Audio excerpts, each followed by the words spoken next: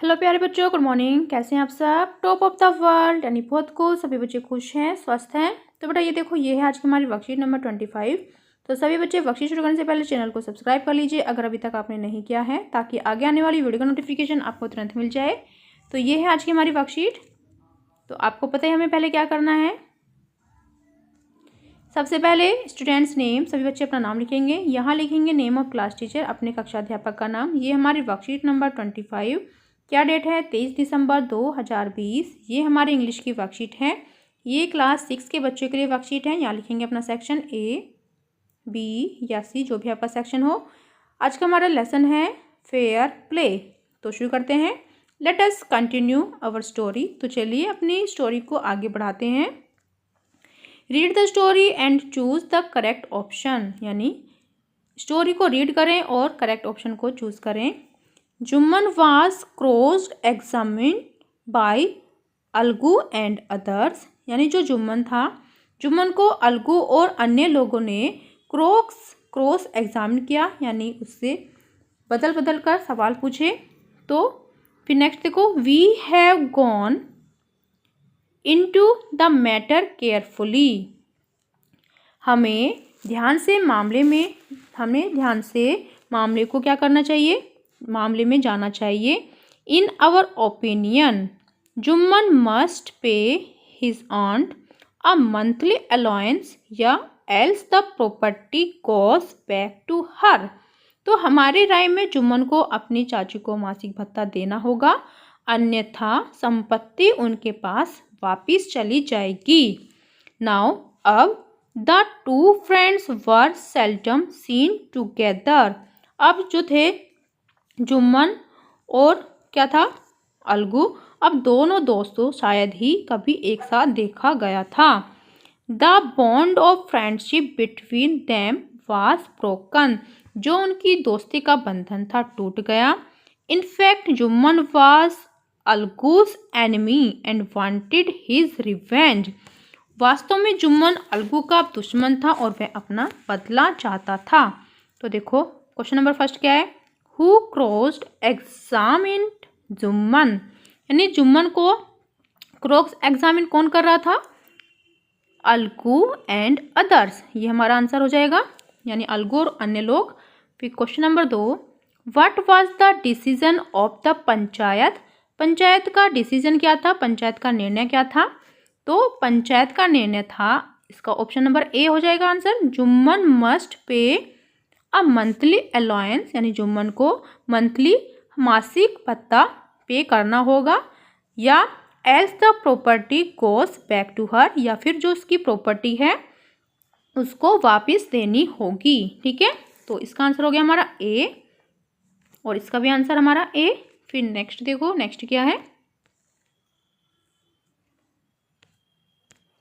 Day passed and as ill luck would have it, Algu Chaudhary found himself in a tight spot. दिन बीतने लगे और दुर्भाग्य से यह हुआ कि अलगू चौधरी ने खुद को एक ऐसी जगह पर, टाइट स्पॉट यानी ऐसी कंडीशन में पाया, कठिन कंडीशन में। One of his time pair of bullocks died and he sold the other to Samjhu Sahu, a cart driver of the village. तो जो उसकी बैलगाड़ियों की जो एक जोड़ी थी उसकी मृत्यु हो गई, यानी जो उसके बैल थे, और उसने दूसरे गांव के एक जो गाड़ी चालक था समझू साहू, उसको उसने बेच दिया। The understanding was that Sahu would pay the price of the bullock in a month's time. तो समझ यह थी कि साहू बैल की कीमत 1 महीने के समय में चुकाएगा। It so happened that the bullock died within a month. लेकिन ऐसा हुआ कि 1 महीने के भीतर ही बैल की मौत हो गई। Several months after the bullock's death, Algu reminded Sahu of the money he didn't get paid, but Sahu got very annoyed. यानी कुछ महीनों के बाद अलगू ने साहू को उस पैसे की याद दिलाई जो उसने चुकाया नहीं था, लेकिन साहू को बहुत गुस्सा आया। तो देखो फिर नेक्स्ट क्या है question number 3, what problem did Algu experience, यानी जो अल्को का एक्सपीरियंस है उसको क्या प्रॉब्लम हुई। तो इसका सही आंसर होगा A, one of his pair of bullocks died and he sold the others to Samjhu Sahu and died within a month. ठीक है, तो इसका राइट ऑप्शन ए हो जाएगा हमारा।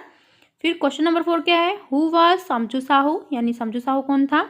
तो इसका राइट ऑप्शन है b, a car driver of the village, यानी गाँव का एक कार ड्राइवर। फिर नेक्स्ट क्या है, नेक्स्ट पढ़ते हैं।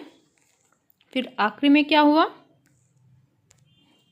आई can't pay you a penny for the fresh beast you sold me, मैं आपको उस बेचारे जानवर के लिए एक पैसा नहीं दे सकता जो आपने मुझे बेचा था। He bought us nothing but ruin, यानी वह हमें बर्बाद करने के अलावा कुछ नहीं लाया। आई हैव ए बुल ऑक, यानी मेरे पास एक क्या है, बैल है। Use it for a month, उसको आप 1 महीने के लिए इस्तेमाल करें। And then return it to me, और मुझे इसको फिर वापस दे दें। But no money for you that bullock, लेकिन जो मृत बैल है उसके लिए कोई पैसा नहीं। Algu decided to refer the case to the panchayat, तो अल्गो ने मामले को पंचायत में भेजने का फैसला किया।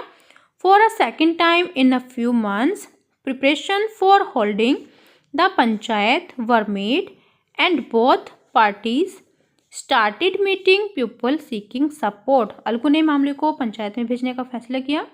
कुछ महीनों बाद दूसरी बार पंचायत आयोजित करने की तैयारी की गई और दोनों दलों ने समर्थन मांगने वाले लोगों से मिलना शुरू कर दिया। ठीक है, फिर इसी बेस पर हमारा क्वेश्चन है question number 5, circle the correct meaning of the following words, जो ये वर्ड्स है या फ्रेजेस है, आपको जो इसका करेक्ट मतलब है, जो इसका ठीक मतलब है, उस पर आपको क्या करना है, सर्कल करना है। तो देखो, रुइन, रुइन मतलब क्या होता है, नष्ट। तो देखो यहाँ पर इसका मतलब हो जाएगा डिस्ट्रॉय या डैमेज। ठीक है, फिर नेक्स्ट क्या है, सेकंड, टाइट स्पॉट मतलब क्या होता है, डिफिकल्ट सिचुएशन, यानी कठिन सिचुएशन। तो इसका ये आंसर हो जाएगा। फिर नेक्स्ट देखो, नेक्स्ट क्या है,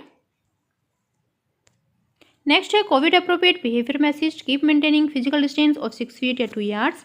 कोरोना जैसी महामारी से बचने के लिए आपको 6 फीट या 2 गज की दूरी को मेंटेन करके रखना है। तो बेटा ये थी आज की हमारी वर्कशीट, सभी बच्चे इसका रिप्लाई करेंगे। मिलते हैं कल नई वर्कशीट के साथ, आपका दिन शुभ हो। Have a nice day, bye bye बेटा। वीडियो को लाइक कीजिए, सभी दोस्तों के साथ शेयर कीजिए। Thank you.